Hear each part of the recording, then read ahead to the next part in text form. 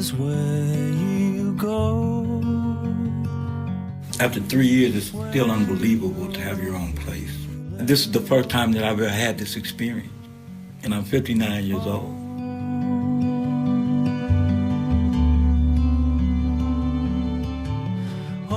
Tiny houses, they're a new trend. And while a house that's between 250 and 400 square feet might not be your dream house, to a homeless family, it can be a lifesaver and a springboard to a new life. My next guest is building tiny houses for the homeless, with the option of eventually having them buy the house. Reverend Faith Fowler is the Executive Director of Cass Community Social Services in Detroit, Michigan, and she calls this plan a game changer. The project is called Cass Tiny Houses. Reverend Fowler, thanks for joining us on American Voices. Thank you for having me.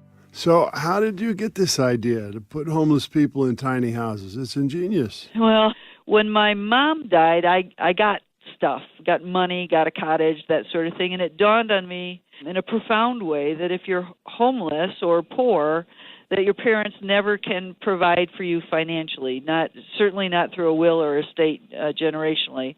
And so I began thinking of how we could help people not only with income inequality, but with asset inequality. And the tiny homes seem to make that difference, that people will move in with no assets, not even a bicycle, and in 7 years they'll own a home and property and have the ability to use it as collateral or to leave it to their children when they die. So I guess we've seen pictures of tiny houses, but can you describe what they really look like, what it's like to walk around a tiny house or in a tiny house? So consider in your mind's eye, if you will, an apartment that's a house. Some are studios, some are one bedroom. The next phase will actually be for families because they'll have 2 and 3 bedrooms. But these are not just boxes. These are houses. So people have been giving us materials out of rather nice houses that are being remodeled. The first house has granite countertops. Oh, my.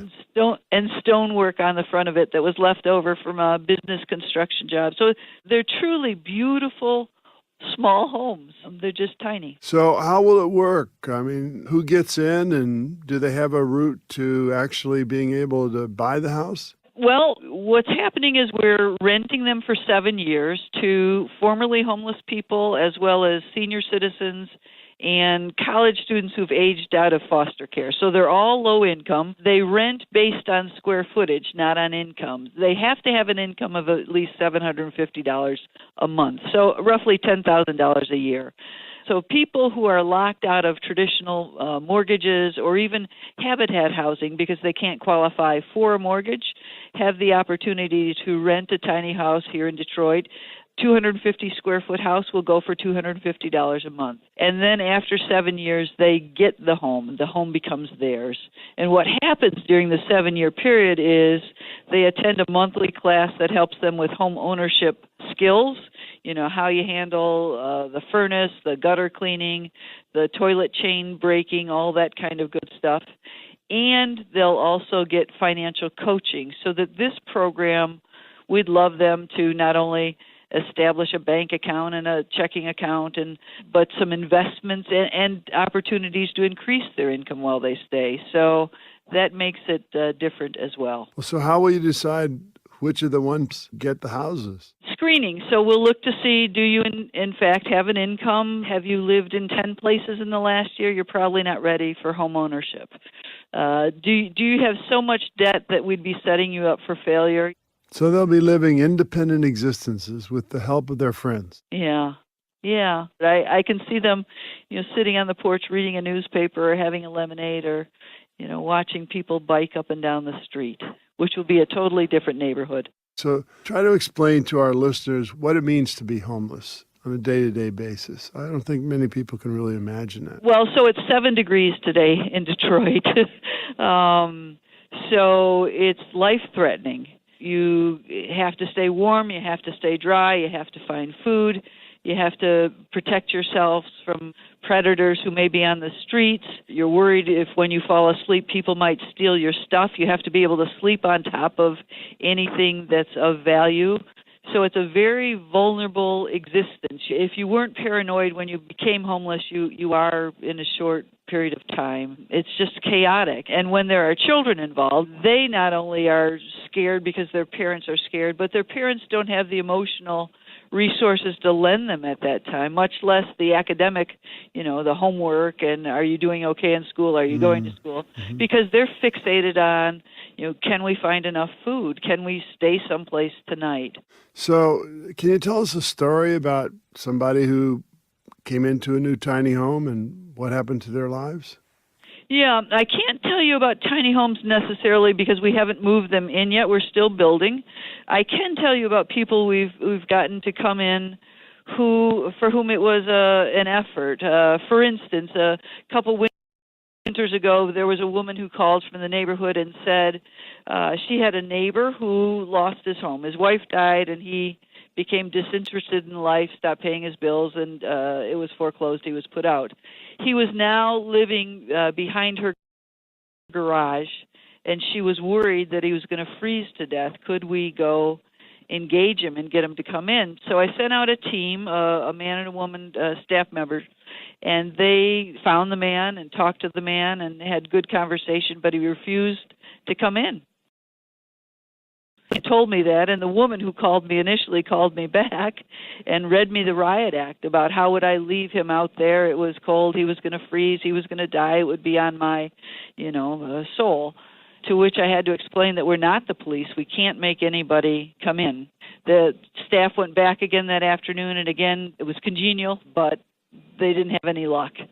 So I said to them, go back the next morning and, do whatever you have to do to make that man come in. So the staff, you're going to know, the staff is smarter than I am. They stopped en route to pick up a special weapon. They picked up some White Castle hamburgers, which are known affectionately locally as sliders. And they went and gave the man, 3 or 4, and he just consumed them quickly without any hesitation. And then Jeffrey, the staff member, said, would you like some more? And he responded, yes. And Jeffrey indicated that the rest were on the van. So the man stood up, but it was not a quick or sure process. He stood up and was very weak and holding on to something, and like a wounded animal, really, made his way to the vehicle to get more. The staff knew immediately that he was in desperate straits. So they took him, not back to Scott or the CAS building, but they took him immediately to the hospital, and he was admitted into the ICU, which almost never happens, and stayed there for almost 2 weeks. And when he was put out of the hospital, released from the hospital, they called us and we got him because there were dressings and bandages, and he never could have manipulated that outside, much less in the freezing cold. And you're there to help. Yeah, there's a whole big team to help. So tiny houses is about to become a reality. Yeah, we've got 1 done. 6 are being built right now in this frigid cold, and we're building 6 at a time until all 25 are up next year at this time, yeah. So, sometimes people feel about government that it's kind of this impersonal entity out there, but, you really are out there dealing with people and changing lives. Yeah, so it's CAS Community Social Services. Much of our funding does come from the government. Those tax dollars allow us to care for the most vulnerable, the least, the last, and the lost. That's a nice way to say it. But it's all private dollars on the tiny homes. We started raising money for it last January, and we've raised about half, roughly $900,000. And I hear that even little girls get involved. I bet some even open up a lemonade stand. Yeah. We had one little girl in Livonia had a lemonade stand and raised, I want to say $25, but a quarter at a time, and sent it in so that we could help. Isn't it amazing to you how many people will step up? Yeah, that's the thing, and it doesn't matter if it's $10 or $10,000, that people really want to do good things. Sometimes they don't know how to, and given the opportunity, they will surprise you and amaze you and humble you every time. And so it allows them to participate in the American dream of owning a home, of having something and providing for their family. So listen, I want to thank you so much, Reverend Fowler, for joining us on American Voices. This is a very original idea, and I hope it's going to go well in Detroit, and a lot of people will see it and do it in their communities too. I thank you so much, sir. It's been a privilege. I've been speaking with Reverend Faith Fowler, the Executive Director of the Cass County Social Services in Detroit, Michigan. To find out more, visit us on Facebook. It's facebook.com/American Voices with Senator Bill Bradley. It's a responsibility.